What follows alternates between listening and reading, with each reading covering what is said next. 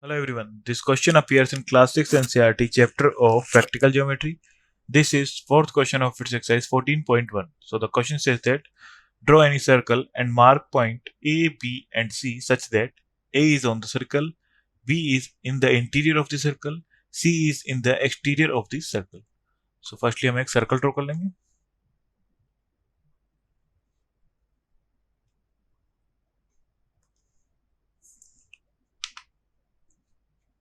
Then A is on the circle. So circle की circumference पे हम एक point A ले लेंगे.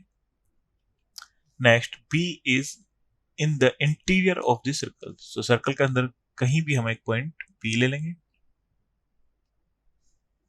C is in the exterior of the circle. So point C हम circle के बाहर कहीं भी ले लेंगे. So ये जगह हमारा exterior side, जगह point C.